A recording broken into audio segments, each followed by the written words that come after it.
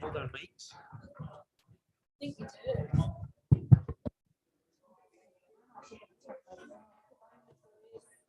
For picking up phone calls. Yeah, well, It's terrible. they go off and it's like, Yeah, we've said hello. Said hello. Okay.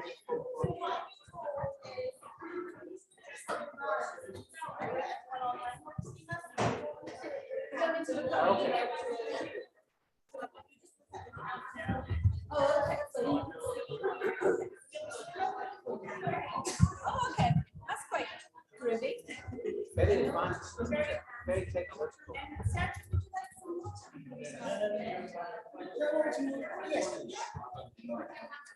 Take the gin and tonic if they were on. Actually, I would. Or a nice wee one. Might have a wee bite out.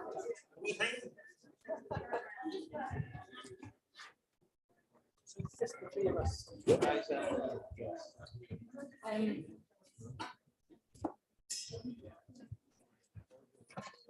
It'll be interesting, I'm sure. I hope it will be because I've been I'm just here to listen.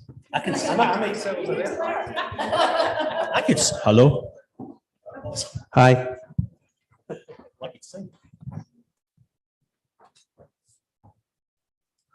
Okay, thank you everyone for coming along today. So this is the writer-producer relationship. My name's Raisah Ahmed. I'm a screenwriter and director, and I get the chance to quiz these guys today. So that'll be loads of fun. Hopefully I'll learn loads as well. So we have Andrea Gibb, who's a screenwriter. Hello. We have, who's next to you? Michael Wilson, who's a producer. Hello. Sergio Casci, who's also a screenwriter, and by the magic of technology, we also have Iain Smith, who's a producer with us as well. Hi, Iain. Is he hearing us? Yeah? Yeah, he's waving. Hi there, good to hear you. Okay, so just to get us started, we have around 75 minutes. I've got a bunch of questions, but it would be great if we could get some questions for you guys in like the second half. So start thinking, ask anything you want to ask. These guys have all been doing this for a good while now, have loads of experience. So no question is a silly question, I think. So just to get started, it'd be really lovely if you guys could give us all a little bit of information about your journey, what sort of work, what you've worked on. Is it been short film? Is that how you started? Where are you now in terms of what you're working on? And then we'll start digging into specifically that writer-producer relationship. So Andrea, we'll start with you. Okay, I started off as an actor. I was an actor for quite a while and had absolutely no aspirations to write at all. In fact, I thought writers were magicians and I didn't quite know how it happened. And then I came up to Glasgow to do a show, to act in a show at the Tron. And I was acting with Peter Mullen was in the show and other people. And I realized then that actually you could be more than one thing. Weirdly, in Scotland at that time, there was opportunities. So I went back to London and I wrote a short film just thought I'm going to try it because I knew what a script looked like. I knew a bad line when I saw it because I'd said plenty of them. And I thought, right, I'm just going to have a go at this. And I was really lucky because I had a contact who was a producer, and she had just made a short film in London. She was just starting out as a producer. She was like me, new in terms of the new crafts, if you like. And she read it and she just said, okay, we'll do something together. You write something else now. And she encouraged me. So in the light of this, the subject of this panel, the person who got me into being a screenwriter was absolutely a producer. So that relationship was crucial to me, if you see what I mean. And from that point on, I don't act at all anymore. It took me a while to call myself a writer, but I call myself a writer now because I don't know what else I am. And now I write all kinds of things. I write film, I write TV, I write film and I write TV. And I also now I'm an executive producer on the TV that I do. So that's been my journey, if you like. Thank you. Michael, we'll go to you next. I've got a much more boring start, I think, but I did one of those media degrees, and then I did a master's at Bournemouth. And I suppose we were all still scratching about, wondering what we wanted to do, because you come off those courses and you only really hear about writers and directors, and everybody on these courses generally wants to be the next Spielberg or the next Tarantino. But I just kind of fell into everything after that. I got a job at the BBC. I was an assistant to the head of films at the time, David Thompson, and did things like made tea and photocopied scripts and stuff like that. And I spent a year at the BBC in London and then said, I'd really like to work a bit closer to the action, So they sent me out to be a production runner. And I worked variously as a runner in the production office and on the floor.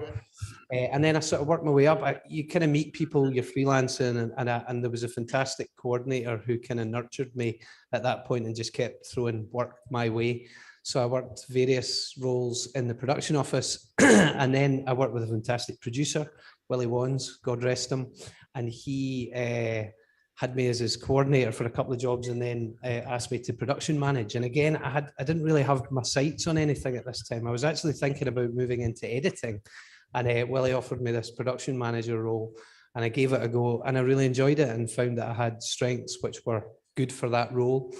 So I production managed a show called Rebus with Willie, and then I went on and did some kids TV shows, various things. I worked on a fantastic show called Katie Morag, which Sergio wrote on. I worked on a film when I was in the office called Dear Frankie, which Andrea wrote.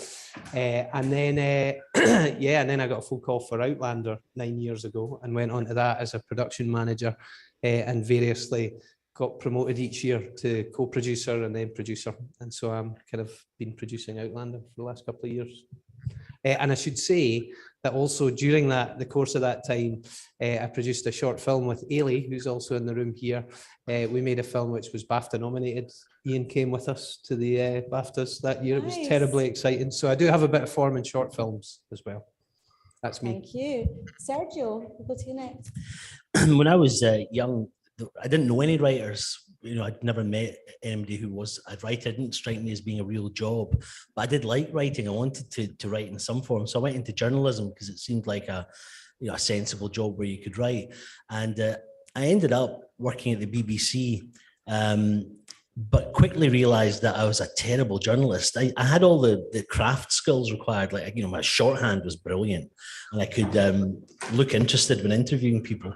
But whenever a big story broke, my instinct was to hide under the table, because the idea of actually going out and covering a real story terrified me, just because I thought, well, what if you get it wrong? And I realized that I'd gone down the wrong path. I needed to be making stuff up because it was much less stressful. And I met a director called Don Coots, because I had an idea for a documentary, and we went off to do this documentary together, and then realized that we both wanted to make films. He'd been directing a lot of documentary. And so I thought, okay, I'll write a screenplay. How hard can it be? And I wrote a 120-page feature script in about a fortnight, which I thought was brilliant. looking back, maybe less so. It was a international crime, caper, sex, thriller, comedy thing. But we thought it was brilliant, and we sent it off to, I think it was then called the Scottish Film Production Fund or something. And they usually, when they said no, and they often said no, they would send a letter saying, thank you very much for your, what we sent in. It's not what we're looking for just now, but if you do any further work on it, please feel free to resubmit. And I think we were the only time they sent a letter saying we recommend that you not resubmit. It was rubbish. But then we thought, well, maybe a feature film isn't what you start off with when you've got absolutely no experience. And so I thought I'll write a short film, and that worked out a lot better. And Don and I ended up making 3 short films together, which all did quite well critically. And then I decided, well, I'm obviously going to become a very famous screenwriter shortly. So I gave up my full-time job at the BBC with my regular wage, and all the work that I thought was coming dried up. And I was saved by River City. Thank God for River City, because without that, an awful lot of writers in Scotland wouldn't be able to make a living. And that allowed me to keep working, and I wrote my first feature film, and it got made, and things took off from there. So I've now got about 6 feature films under my belt, and I still do TV and still do River City. And so that's how I got where I am today. Nice variety there. Thank you. Iain, could you tell us a little bit about your journey? You're away on a job at the moment, aren't you? I've just finished, actually. I'm back in the UK from a year in Budapest, so I'm very glad to be home. I was a maniac when I was a kid. I loved cinema, and I decided I would make the films that I watched. So I made my first little film at the age of 11, which you may have noticed wasn't yesterday. And I just carried on making little 4-minute films. They were 4 minutes because you bought the film, it was 4 minutes long, and you had to edit in camera. But it very quickly showed me 2 things. One is how difficult it is to actually make a film, even a little one.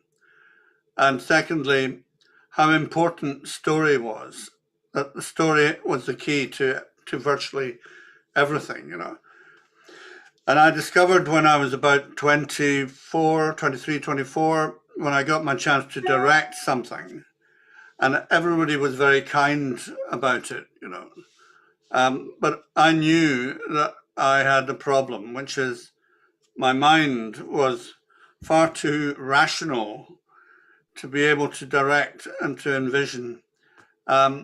And for a year, I struggled thinking, how can I be in the film business if I can't even get a directing job right? And I realized that, in fact, my natural abilities were leading me towards the producing side of things. So now I see myself as somebody who is there to protect creative talent and to also guide where possible, because basically filmmaking and increasingly television is the kind of battleground between art and money. And it's very important to get those 2 demons coordinated so that they're working well together. It doesn't happen very often, actually. And I just kept on going. Nobody shot me dead. And I've ended up with a long career making films and increasingly television. Great, thank you, Iain. Okay, so the first question, because this panel is about that writer-producer relationship, some of you may have only made short films and may have done a lot of that all by yourself, so you may have been doing every single role. I think it's really important for us to dig into what is that writer-producer relationship. Does it differ depending on what you're working on? So what I mean by that is that relationship different in film and TV and short film and so on? And what is it that for you is the core of how that relationship works? Anyone can start. It depends very much, I think, on who the producer is and who the writer is. The relationship can be different every time. Iain said something really interesting when he said that he sees part of his job as being protecting the creative talent. And as a writer, I really relate to that.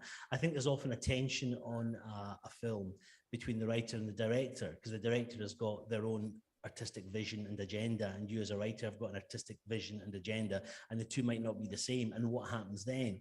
And I think one of the great strengths of having a producer who's a creative producer and understands the process is they don't have a personal agenda. Their agenda is the film itself. They want the best possible film, and so they can stand back slightly and they can act as an intermediary between the writer and the director and make sure you're all pushing the same direction. If there's a great imbalance of power in a film, it can really skew the results. And that's where a really good producer can come in.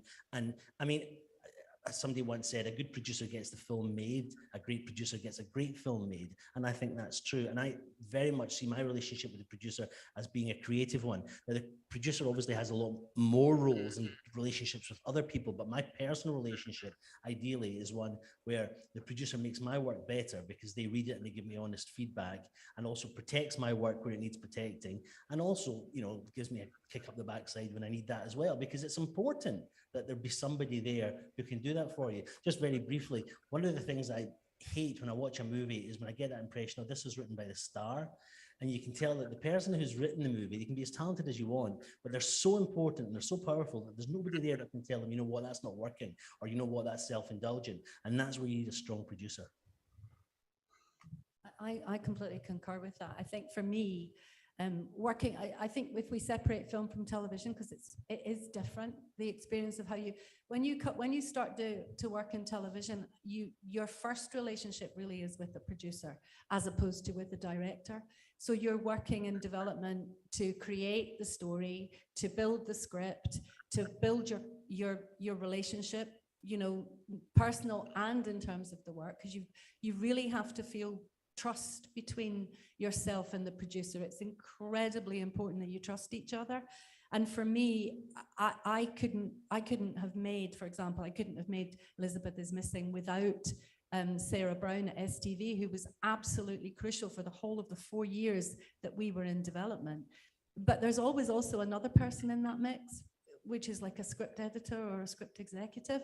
And they are as crucial in that sort of a relationship as the writer-producer relationship.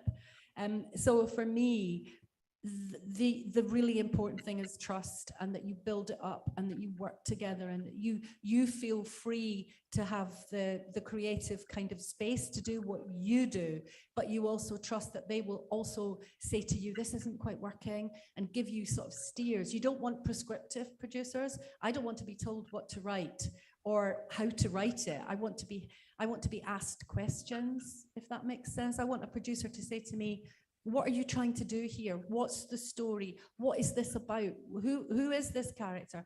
I want questions. I don't want somebody to say, you need to say this now, because that to me is not a creative relationship.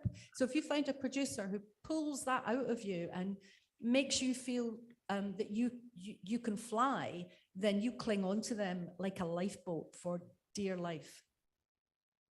Producers, Iain, do you want to come in first?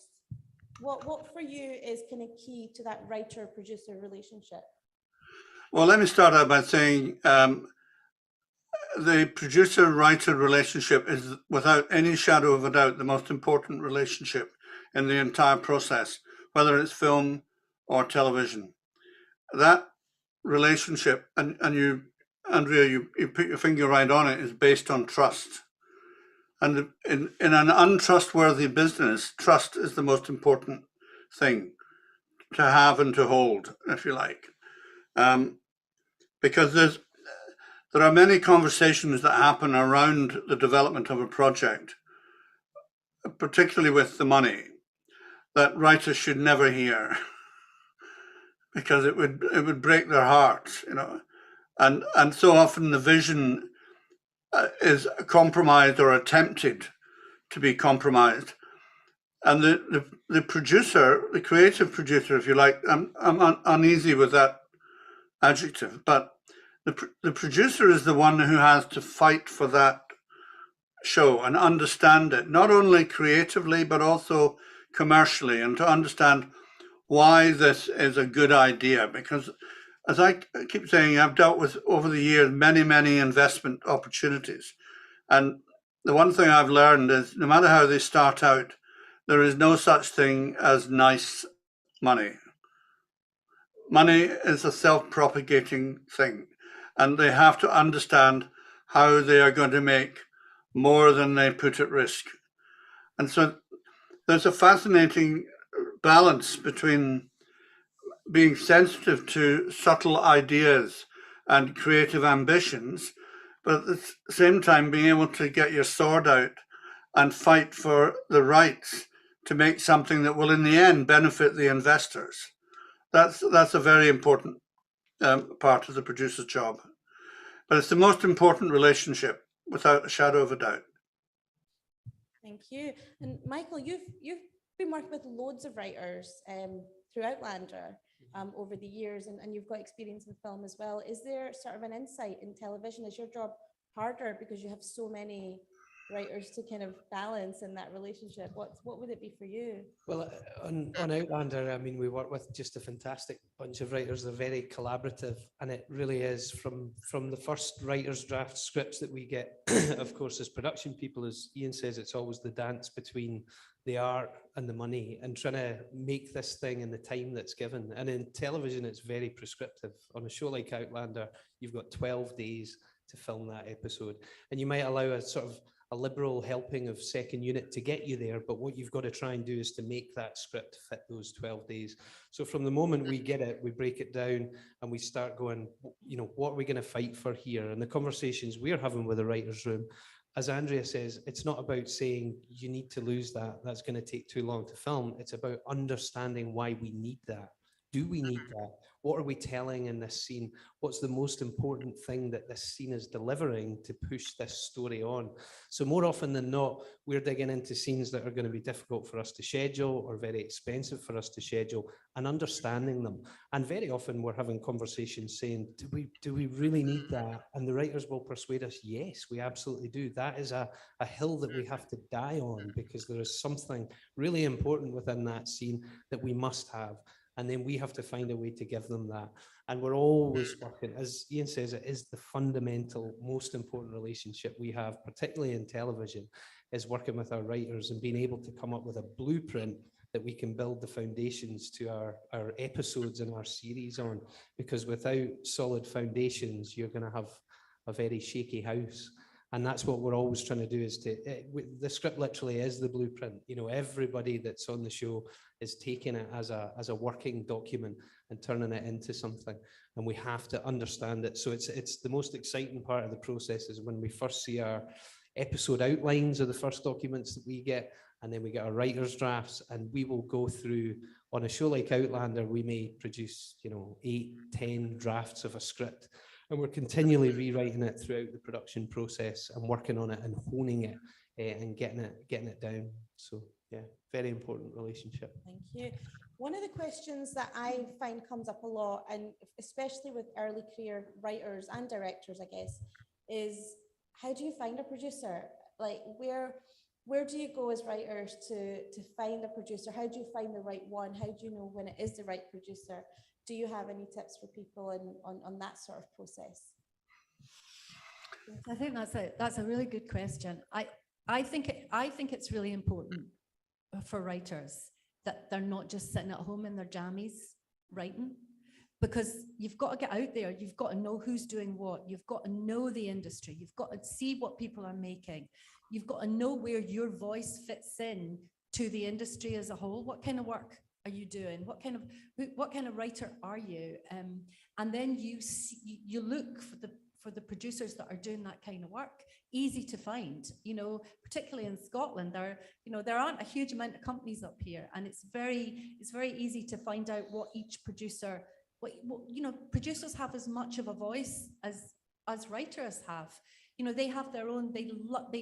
They have a style, they have a kind of work that they are drawn and they gravitate to. So my advice, yeah, it's hard, it's hard, you've got to get out there, but know the industry, know who people are, make contact, find out the kind of work, go to screenings, watch films, all of that kind of thing. And that to me would be sort of a starting point. I also think it's the producer's job to find you, actually. They want the talent. They want you to be good.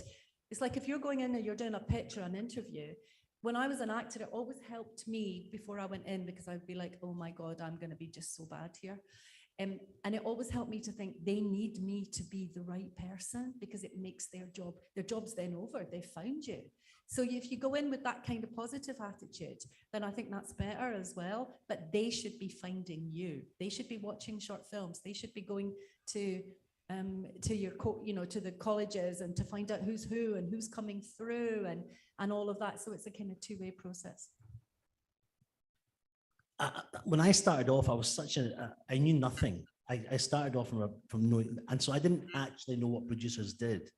I knew what directors did. So I always kind of created a relationship or found a relationship with the director first, and then they would go off and find a producer. And I don't know if that's the way it's supposed to work. I'm sure it's not, but it was very much, I would get together with a director and we would think, well, that's a great idea. And then we would suddenly say, well, we need a producer. And then they would go off and find somebody who was a producer that wanted to work with us, which is probably the wrong way around.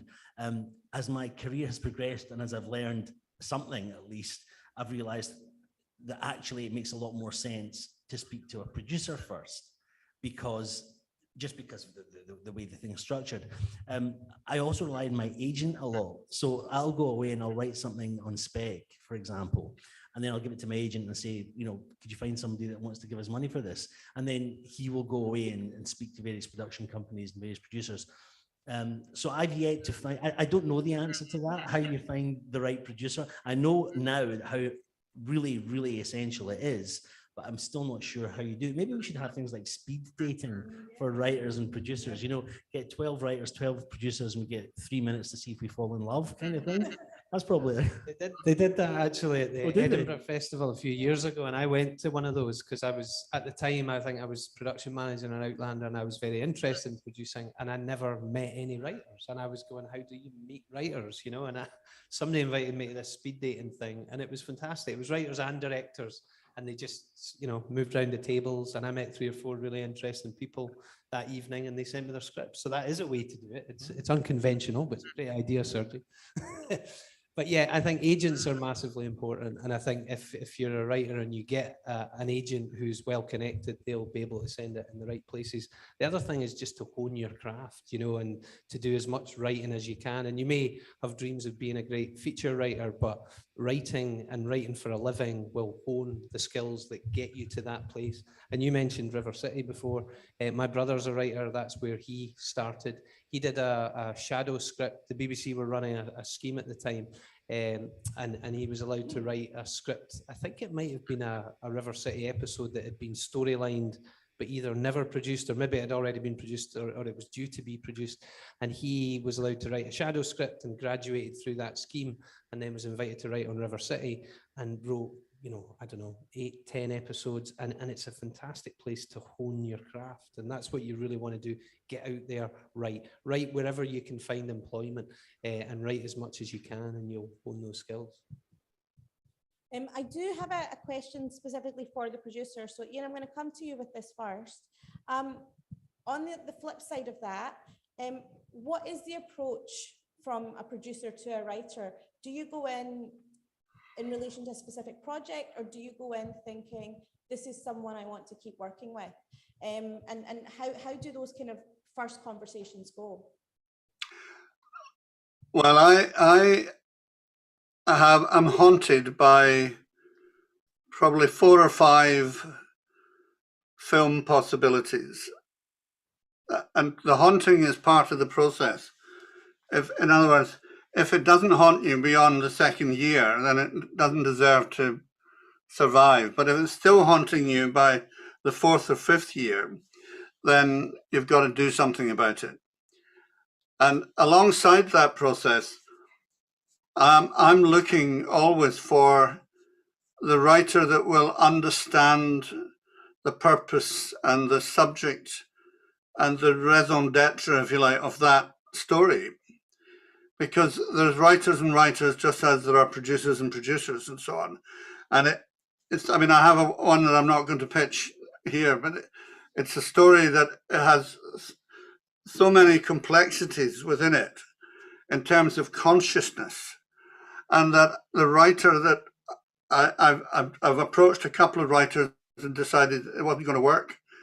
And I very politely bought them nice dinners and then backed off. You know, the thing is, finding that match is the key, because one thing I've learned in a long career is there's nothing worse than starting off more in hope than expectation. It's so easy to do that you get into something and you're hoping, I hope he or she understands what it is that we're trying to reach for. And invariably you end up with a much more complicated situation where there are rights issues, you've gone up a stream that's wrong and you need to change direction and go. It's an extremely difficult thing. Alongside that, I get probably 3 or 4 script and idea submissions coming in every week, which is just to do with being prominent. And I have to be absolutely honest, very few of these will ring bells with me. I always try to read what I'm getting, because I respect the fact that they've taken the trouble to lay their soul out. But so often I find that it comes back to the most important thing of all, the storytelling. The storytelling, that little golden thread that snakes through the movie or the TV show, which constantly inveigles the audience and surprises the audience. That little bit of stuff, I think, is so rare, surprisingly. Most people think they can just say, one day I woke up in my bed and got up and went to work, you know, and think that they've started a story. But a very dear friend of mine, now departed, David Rayfield, screenwriter for Sidney Pollack, among others. David said a really interesting thing to me. He said, you never start at the beginning. Amateurs start at the beginning. Professionals start at the end. You have to work out, as a writer, you have to work out, what is this story? Why am I telling this story? And once you've discovered where you want to get to in the story, then you can roll back to the beginning. And in many senses, having done that intellectual exercise, you'll find that the story in a nice way writes itself. It sort of makes sense. But the idea that you start with day one,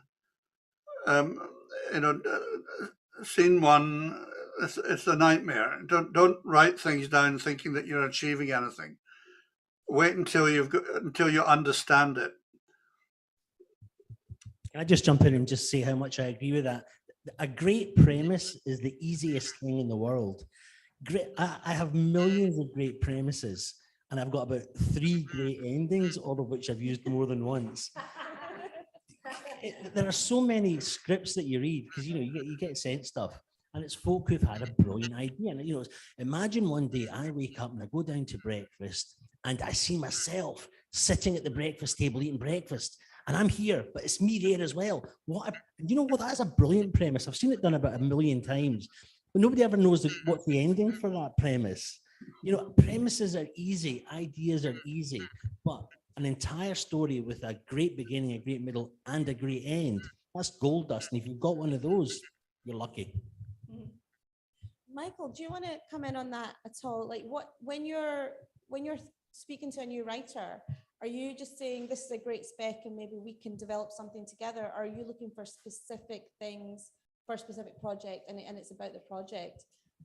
Well, I mean, I have to be honest and say I'm not developing a lot of stuff. I've been at the coalface of television, and it's a very different experience. So I'm not going out there and reading a lot of spec scripts, and I'm not pitching to writers, and I don't have writers pitching to me in that respect.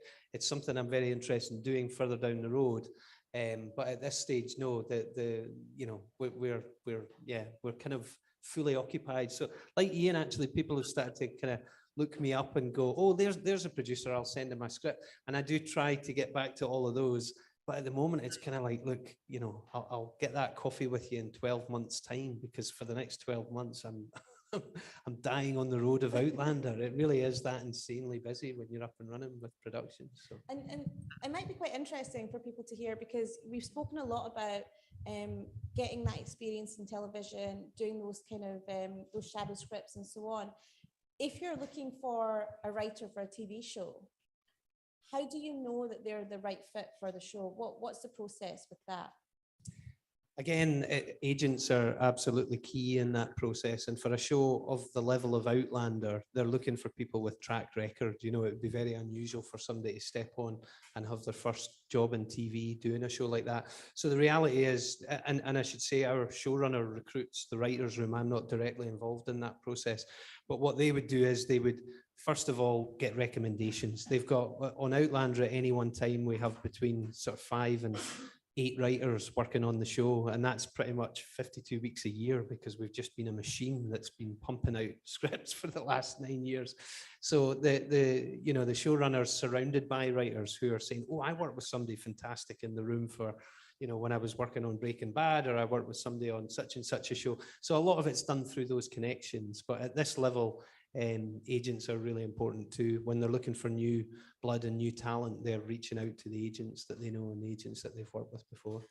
But the soaps, if you're a newer writer, you can be accessing some of that stuff. Is that, Sergio, you've had experience in River City as well. So if these guys say you don't have an agent yet, but you have some really solid spec scripts, are there processes that exist through which you can do those shadow scripts for soaps?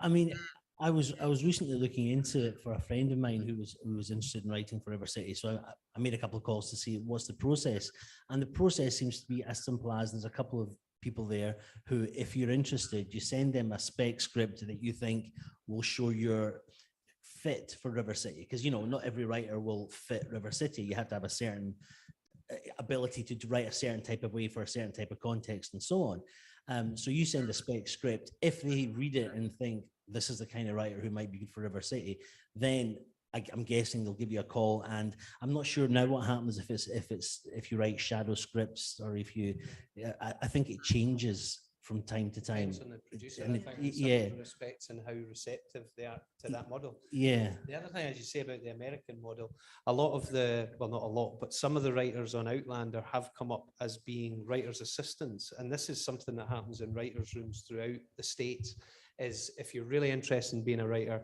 you get a job as a writer's assistant, and you'll spend, like, much the same as if you're a runner and you're working in production, you want to learn how to be a producer, you work your way up through the ranks.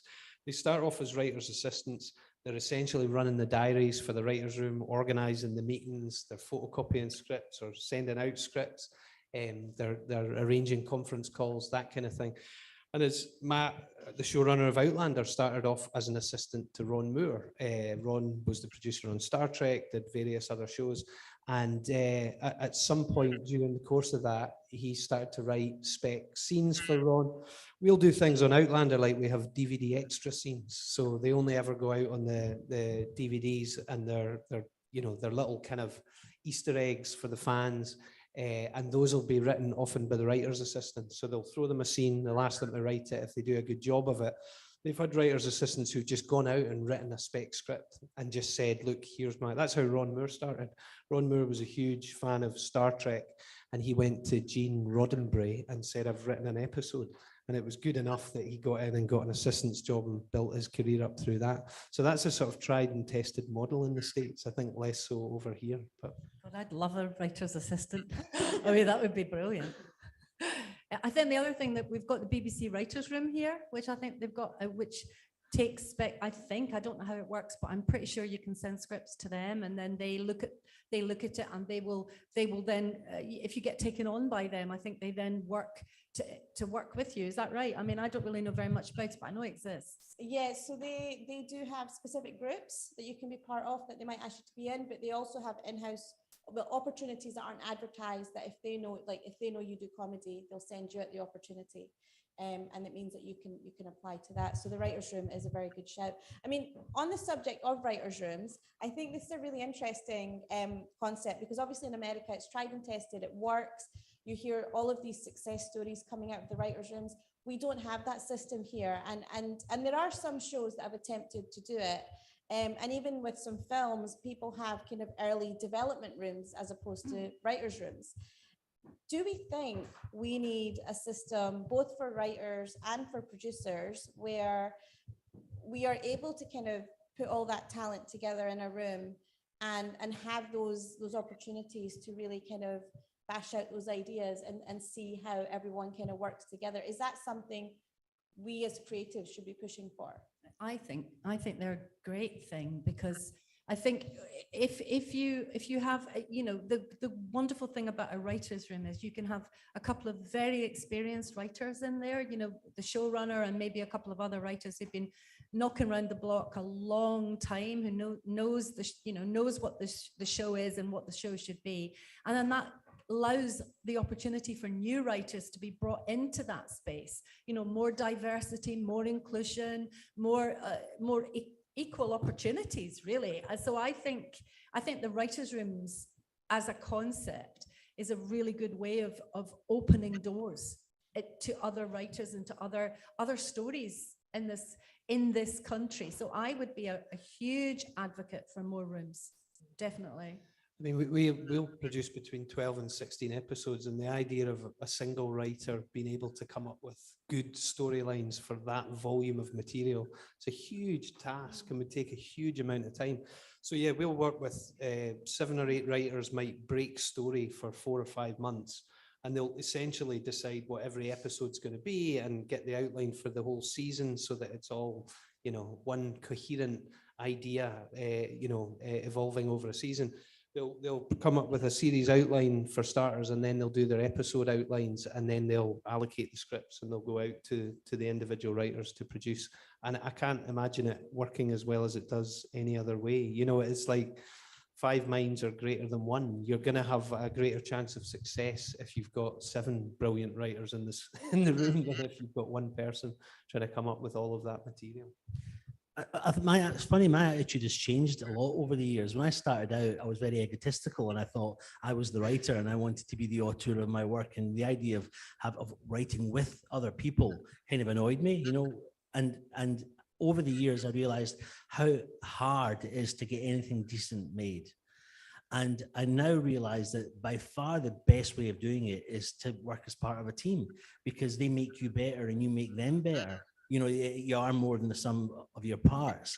And just in the past year, for the first time, I've been co-writing with just one other writer in each case. And it's been a revelation to me, because they make me much better.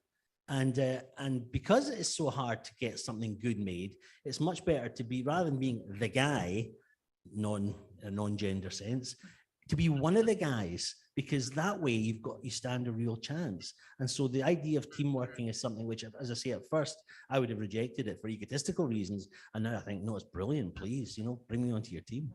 Iain, do you have kind of any thoughts on that system? Do you think we should be encouraging more of that system to come into play in the UK? Yes. Very simple answer. I think, look, we're in a very new world already, and it's changing rapidly even now, where the most powerful individuals in the media world, film and TV, but especially TV, are the writer-producers and the showrunners. And these are looked upon by investment as the value. They are the value of the entire project. As Mike was saying with Outlander, you know, on 24, for instance, I produced a season of 24. We had a writer's room, which was a revelation to me in terms of self-analysis and everyone with ego-free, being able to contribute to what is best for the telling of this story. And in 24, each of the series regulars had a writer. That's how successful it was. So there were people there who would say, but he would never do that, because back in season 3, we learned that he was scared of flying, you know, so he, you know, this kind of stuff. That's a rather obvious one, not a real one, but it was an extraordinarily creative and stimulating environment. And it also helped production to be contributing to that. So in other words, if we were trying to make something rapid, because with 24 we made 12 episodes and shot each episode in 8 days. So this is really shooting from the hip, and something I dreaded, to be honest, when I took it on.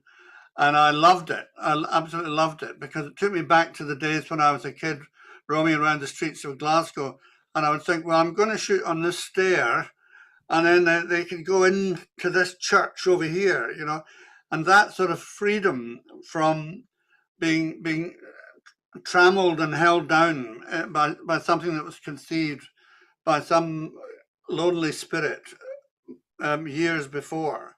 It's such a freedom. So I'm all for it, and I think it's the biggest opportunity for writers to prove that they can perform in this way. And as Michael was saying, you know, the technical and craft requirements of writers in modern streaming television are enormous. They really have to understand going in, what are the rules of engagement here? How do we come out of this smelling of roses?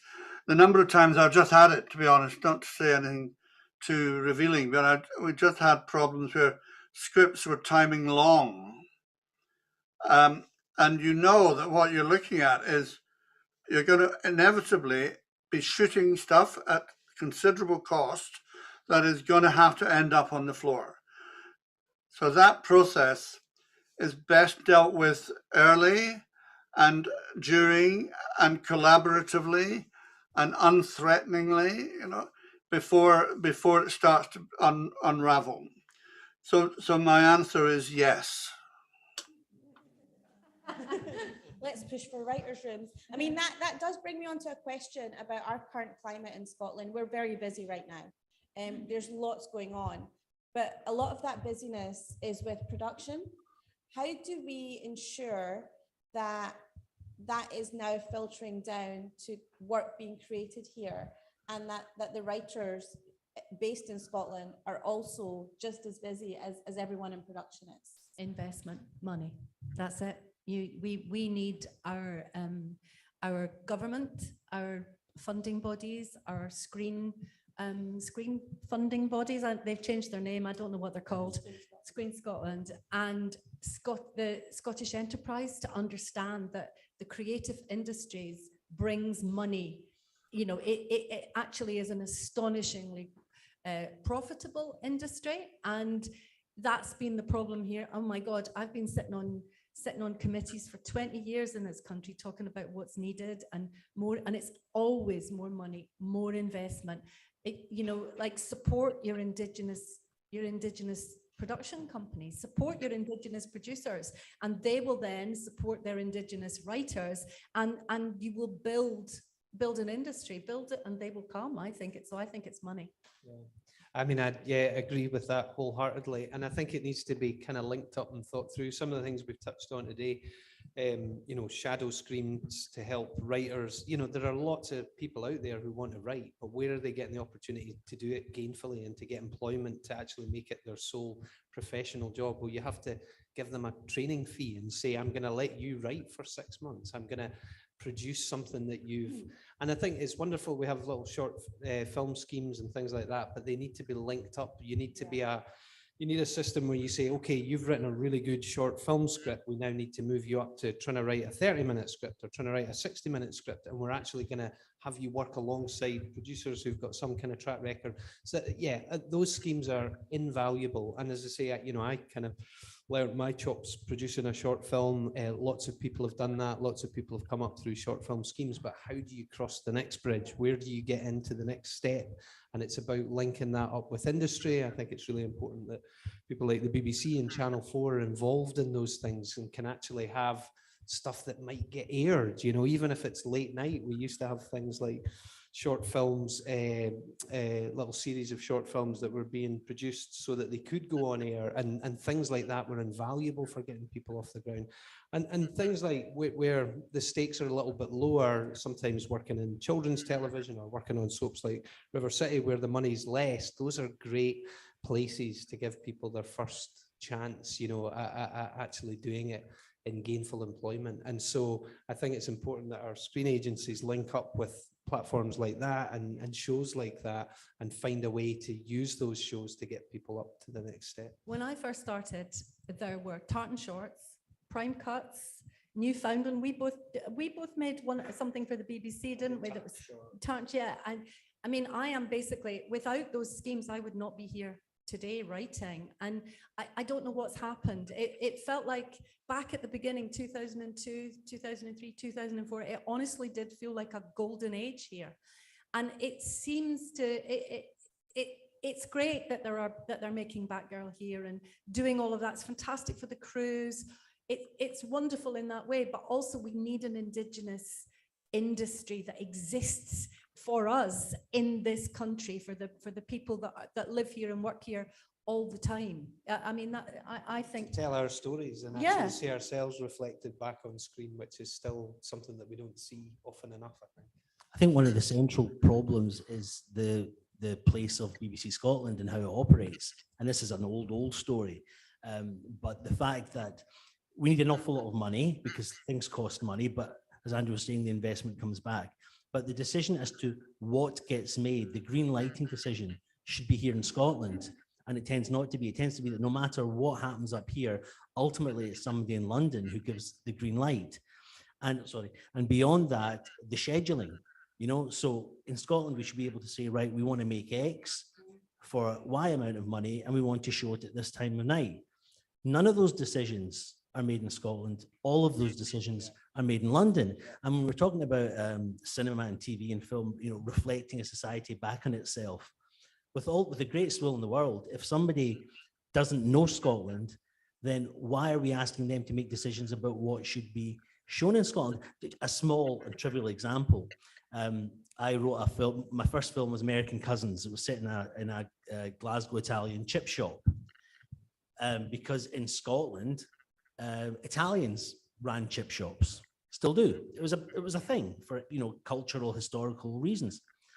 And as a sort of, and the film did well critically, and as a sort of spin-off, I decided, well, it would be great to do a sitcom. And the people up here really liked it. And then we sent it to somebody in London, and the idea of Italians running chip shops doesn't make sense in London, because everybody runs chip shops in London. It's not a thing. They didn't understand why it was a thing. And maybe it was crap, but it was clear from the response was that we don't get why this is a thing, and it was never made. And that's just a very small example of why the decisions have to be made here and not there. And the decisions aren't made here. And until they are, we've got a big problem, because the BBC is such a big part of the ecology of our filmmaking. Yeah, there used to be series like Play for Today, I think, which gave very young kind of writer directors the chance to make things. And it feels like, you know, a series of 1 hour Play for Today type shows from Scotland would just be a brilliant platform for people to get their first chance to tell their stories. Iain, did you want to comment on this? Yeah, well, this is a big subject, and I'm going to really try and not run off at the mouth about it, because I've been involved for the last 25 years in trying to get the UK government to understand the full potentials of the film and, well, particularly film industry.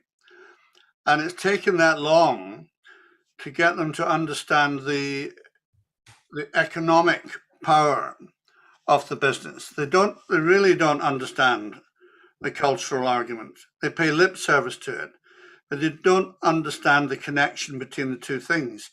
Now, last year, the turnover in the UK as a whole was £5.9 billion. That is a massive increase in the space of 10 years, a massive increase. So when I look at my home country, Scotland, I tried, and I will continue to try, to get the Scottish government to begin to understand the potential. And Scottish Enterprise Police, the least enterprising bloody organisation I have ever had any dealings with. They are disgraceful. disgraceful. And Scotland, one of the things we've got to be careful about is, and I know that, Sergio, you're not doing this, is blaming London, as if London is some sort of conspiring network of people deciding not to do anything outside. Actually, that doesn't really hold true. The problem is right next door. The problem is in Edinburgh, and that needs to change. That people have a right to be able to run a business and to run an industry that is based on creative principles. That is so far removed from the Scottish way of thinking. I've had to leave Scotland. My heart's in Scotland. I've got a home in Scotland right next to Serge, and I would love to have been able to stay and work out of Scotland, but it just wasn't going to happen. So I think we must be very careful to point where the problem is.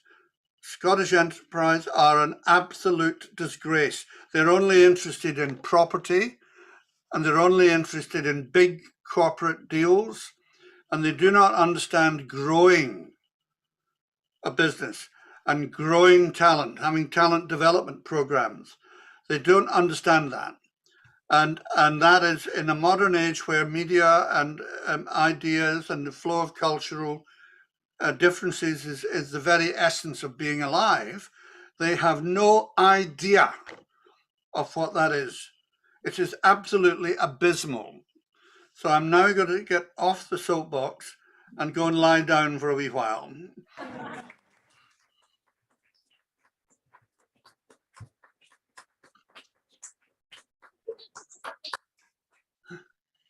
Thank you, Iain. I mean, I think we need to say these things, don't we, in these forums? These are the conversations that need to be had.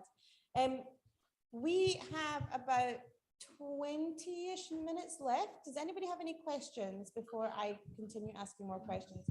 Anyone in the audience? Got a few. Okay, we'll start with you. I was just wondering for writers and producers if any of you have. Oh, sorry.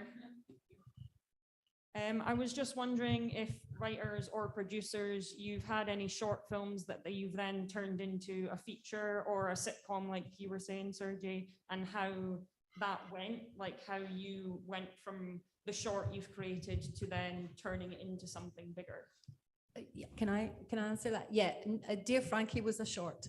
It was called Natural History when it was a short, and it was like probably the first thing I ever wrote. And it was actually the first thing that particular producer read, Stephanie Faugier, who read that, and from that point on, we were building a relationship. And it was put in for Tartan Shorts. It was submitted for Tartan Shorts, and it didn't get picked. It got shortlisted, but didn't get picked. And at the time, I was absolutely gutted, thinking, oh, that's that. But and again, this is what I think is really important. It's about building relationships. And you might not think that somebody that you've met, like in your journey or whatever is going to be important later on, but somehow they kind of are. And somebody on the panel had read the short and was speaking to an organization called British Screen at the time, who were looking to do a film with this new director called Shona Auerbach. And they just thought that Shona's work would marry with my writing. So they asked me if I would be interested in writing it up into a feature. And I said no, because I was terrified, because I thought, how can you go from 15 pages to 90? And I was so new and I didn't know what I was doing. And I was frightened to read a book in case all my instincts were destroyed. And then I thought, my God, why are you saying, of course it's worth having a go. And I was really lucky because the film company that I worked with, they had money to do it totally in-house. So we didn't need to go to a screen agency or anything like that. We developed the script up.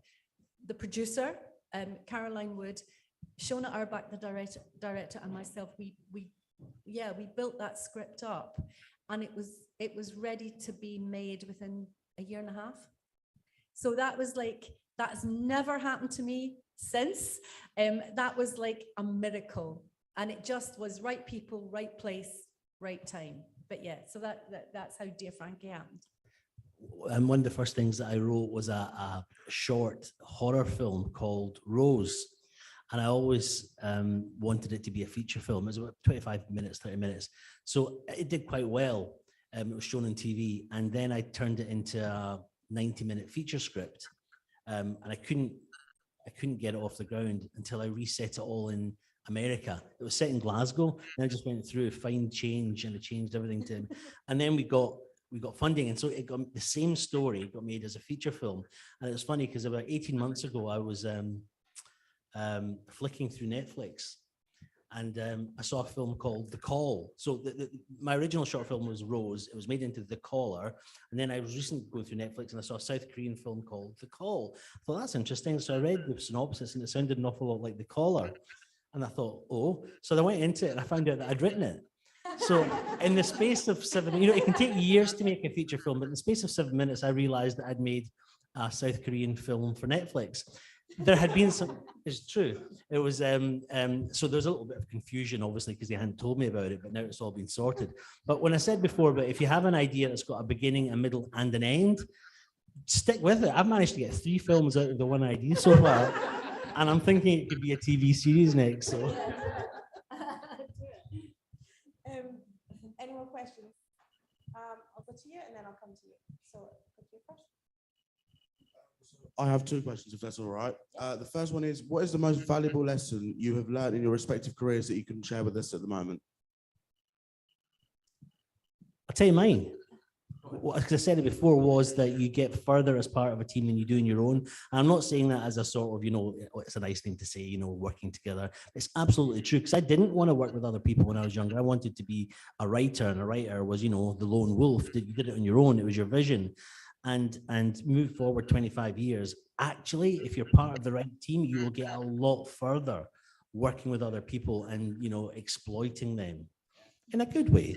I would say that. I think somebody once said to me, the best leadership is, leaning on the people around you and getting their ideas and finding out what the best ones are. And that it's all a collaboration. Like we meet up regularly on Outlander, all of the HODs. So you're sitting down with your location manager and with your production designer and your costume designer, and you're solving problems together. And really, as a producer, you're there to kind of help direct that conversation and to pick out the best ideas. But you can feel in the room if everybody agrees you've come up with the right plan. If you can feel and you can read the room and you get a sense that people are uncomfortable with this decision, then it's a decision that you have to keep digging into. And you never stop digging into those decisions until you feel we're all comfortable with this now. We've got the right plan, and that's the plan we're going to move forward with. So yeah, it's about collaboration. I think also it's about hard work. And for me, there are people who have got raw talent who just seem to, step out their bed in the morning and be able to do wonderful things. But for me, it really came from digging in and working hard and learning lessons and working with great people and just being able to communicate and understand good people and learning lessons from the people around you. I've got 3 nuggets. The first one is never give up. Because writing is actually rewriting, and persistence and resilience. You are going to need all those things as well as your talent in spades in order to keep going and make a career out of this, because it is all about persistence. The other little nugget is give up. When I know that sounds incredibly contradictory, but know when to walk away. Know when actually you're banging your head off a wall and really it's not right for you. You're not the right writer. You're not, the story isn't working. Know when to give up. So never give up. Know when to give up. And the third little nugget is never believe anyone when they tell you you're good, and never believe anyone when they tell you you're not. And the thing that I will never forget this experience, we took Dear Frankie to Cannes, and we were in official competition. Astonishing experience where we screen it and it gets, and this is no word of a lie, an 18-minute standing ovation. Wow. And we couldn't get them to sit down. And Emily Mortimer, who's in the film, she was saying, my God, I'm going to have to buy a frock, because we honestly thought, my God, we're going to have Oscars. It's incredible. We came out of that auditorium into bright sunshine and 1 star in The Guardian. No. Yeah. So within 15 minutes, we were shiny and then we were not shiny anymore. So that was the biggest lesson I ever learned. You have to know yourself. You have to trust yourself. You have to have self-belief and know that you are good and that is why you are doing it. Iain, any nuggets of wisdom? Well, all of these, absolutely. Hard work being perhaps the most important one of all, in the sense that we have to perspire in order to inspire. You know, that's a simple truth of the business. It's also important to understand how to deal with your ego. We all have egos, and the ego is a good thing because it gives you the energy and the will to continue. But if it's out of control, it starts to blind you from the realities that are around you. And the trick, and it takes a lot of time to do this, is to be able to package your ego into a place where you can see where you are becoming part of the problem. That's very important, very important. And also I would say that failure or adversity, shall I say, is the thing that shapes the soul. And a success is a lethal self-harming poison. You're actually in a more real place if you're getting a lot of shit and a lot of rejection and a lot of people saying things that are basically not true, and you have the strength to continue through that. Always listening, always listening, and working out whether you're dealing with bullshit, which is about 90% of what you'll be told, or the golden 10%, where people are saying something that you should hear. And I would also say to writers in Scotland, invite writers, successful, big-time writers, to come to Scotland and to share their experiences. Because I think that just hearing some of the people that I've had the privilege to work with has made me aware that nobody escapes failure. Nobody escapes rejection, you know, and yet these writers have all come through that and succeeded. So the more writers hear this kind of thing, the better. I mean, I could go on about these because there's many lessons in life, but that's enough. Thank you, Iain. You had a second question? My second question was, does producing / writing / directing vary depending on the medium? I think so, yes. I think from a writer's point of view, which is the only way I can answer that question, you have to know the medium that you are being asked to write in. You have to know, like I write on Call the Midwife, and I have to know that show inside out to write those scripts. I have to know who the audience is. I have to know the demographic. I have to understand the tone of the show. I have to understand, you know, it's like an adaptation working on a show like that, because really I've got to be Heidi Thomas's voice when I'm guesting on her show. I have to, if I'm writing a feature film, I have to know that I've got a certain amount of time to tell the story, because I've got 90 minutes. You know, you have to know the budget. So how is the budget going to affect the way you tell the story? So a form absolutely will inform how you write and how you tell the story. So I can only answer that from a writer's point of view, and it will change depending on what you're writing and who you're writing for. I mean, I think from a producer's point of view, Iain's got much more experience in it, but producing feature films and producing serial television are a gulf apart. And I think it's a particularly hard time to make low and mid-budget feature films, and the work that goes into developing and financing those feature films is, you know, it's completely different to stepping into a studio environment. We work with Sony Pictures, and they produce Outlander, and you know, they have vast coffers of money that they can put into a show like that. They've got a tried and tested method for doing it and producing it. There's so much more at stake with feature films. It's so much easier to fail, and I think because of that, it's much harder, particularly in this modern time, to get feature films off the ground. So very, very different. Okay, thank you. You had a question? And then Matt, I'll come to you for the online. You mentioned understanding the rules of engagement before starting a project. As a producer, what sort of questions and methods do you use to get that information? Producers, rules of engagement, how do you know what they are? Who would like to answer that? Sorry, I didn't quite hear the question. Could you repeat it, please, Renish? So yeah, you mentioned understanding the rules of engagement before starting a project. As a producer, what do you like do in terms of questions and methods to get that information? You know, how do you learn more about these projects? Well, it's I think it's very important. It's linked to the previous question, if I understand you, in as much as you have to understand the opportunity as a producer and to be able to shape your idea and your story form to best deliver that story in that medium, you know, and in that opportunity. So the process begins very early. I mean, with, for instance, the film 7 Years in Tibet, that took me 14 years to finally get made. And you can either tell that story as a kind of how horrible the business is that it takes you so long, or you can look at it and say, well, actually looking back on it, I think the film needed that time to discover itself and to be shaped. And it was fortunate that I was able to survive that 14 years. Now, some things can happen very quickly. Not many, I have to say, because time is a big factor. But I think it's very important to know that you're starting out the way you mean to go on in this business.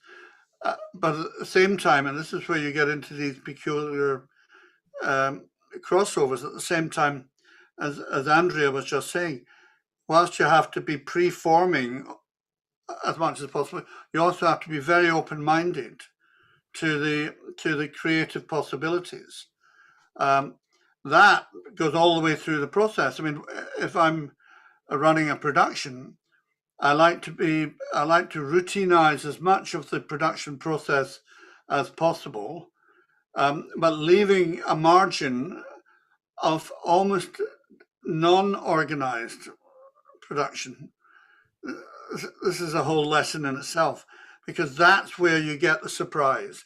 That's where you get the actors suddenly being able to do something improvisational. And it's where suddenly a writer can say, now that I see how this has been shooting, I think we should change the scene in the laundry, you know. And that sort of fertility, if you like, it starts right from the very beginning. I really don't know if I've answered that question at all, but there you go. Can I just add to that? Because I think that's a really, really good point about flexibility and about being open. When we first started developing Elizabeth is Missing, it was in 2014, and the producer, Claire Armspot, who is the head of development at STV, she sent me the manuscript, and what she felt that it should be at that time, and I agreed with her, was a three-parter for television. So we developed Elizabeth is Missing as a 3-part, 60-minute episodes for 2.5 years. And we could not find the story in that at all. We kept trying to find, to write that kind of television, you have to know how to write hooks. And you have to be able to keep your audience coming back every week. You know, I mean, look at Line of Duty. It's a masterclass in hook writing.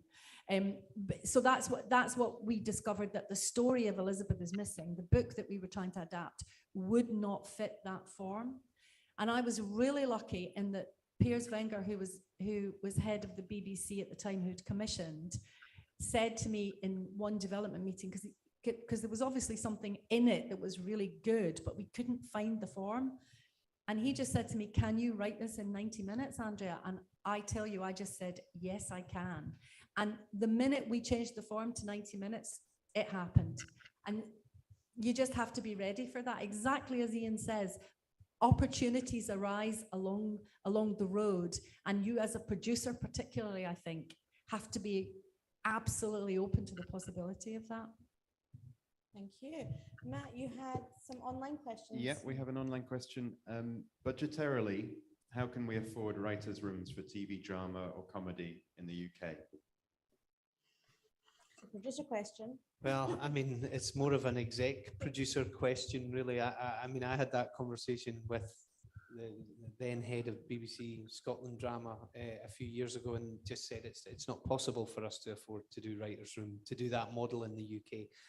And in some ways, you kind of go, if you want to be globally successful, and the Americans have proved that this model works time and time again, then you have to invest in it. And if you're not willing to make that investment and to be willing to fail, I mean, it doesn't work every time, but it's got a much better success rate than doing it the other way. I think what UK TV's leaned on very heavily over the years is finding someone who's supremely talented, like an Alan Bleasdale or a Dennis Potter or a Jimmy McGovern, and throwing everything at those people. And there are a few people out there who are capable of producing 6 to 8 episodes of television and doing it as a returning series.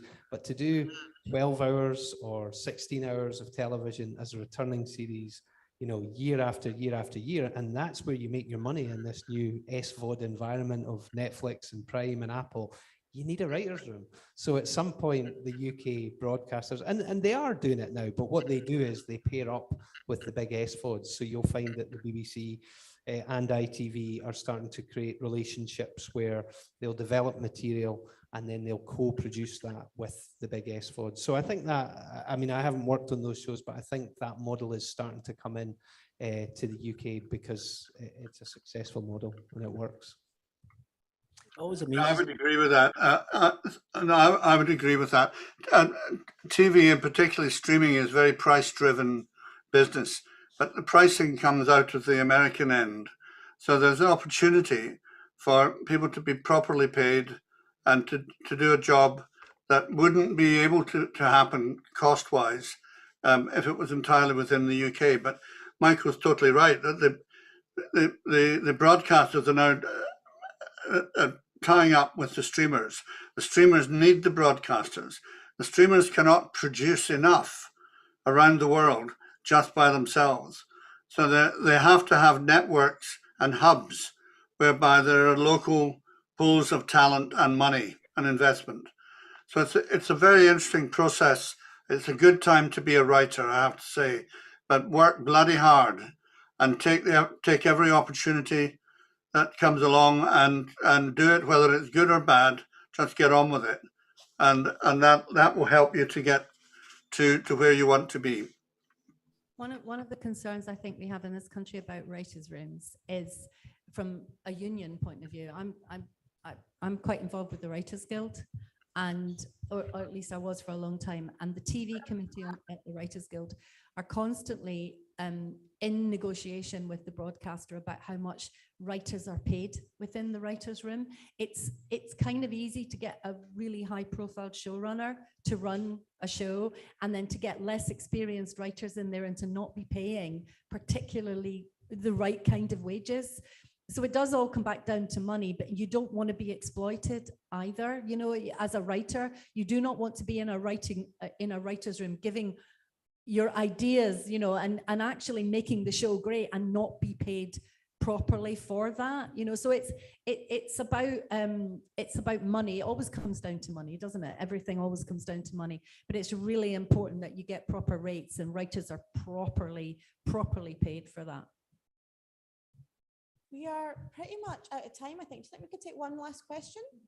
Maybe, yeah. Oh, you've got one last question. Go for it. We've just had one come in. What advice do you have for film students from abroad who would work in the film industry in their home countries but wish to embark on impactful projects in Scotland as they did in their home country? I mean, I suppose, you know, good stories don't have a language. You know, you can tell them in any place. So if we're talking about writing, there's no reason that a great story from any other country in the world can't translate to a Scottish environment and be told here. And I think, you know, we live in a global world. Nobody judges anyone on where they were born or brought up, hopefully, and we're all very open to receiving material from wherever it comes. And I think the industry in Scotland at the moment, in terms of getting opportunities and being able to develop a career here, you know, get involved. There's so much production happening at the moment. We've just tried to crew up the new season of Outlander, and it's incredibly challenging just to find people. There's so much work out there at the moment. And there's 4 or 5 big shows shooting in Scotland at the moment. And so whatever you're interested in, even if you're interested in writing, just get a job in the business, get started, you know, and you'll make connections and you'll find people. And there are opportunities out there for everyone. Brexit aside, I can't comment on working visas, but you know. Great, thank you. We are out of time. Thank you so much, everyone, for coming in, asking questions, listening. Thank you, Sergio, Michael, Andrea, and Iain, for all of your wisdom today. I think it's been a really great conversation. I think we've got loads out of it. And I know this room is boiling, so please go out and get some fresh air. Thank you. Thank you, Raisah. Thank you.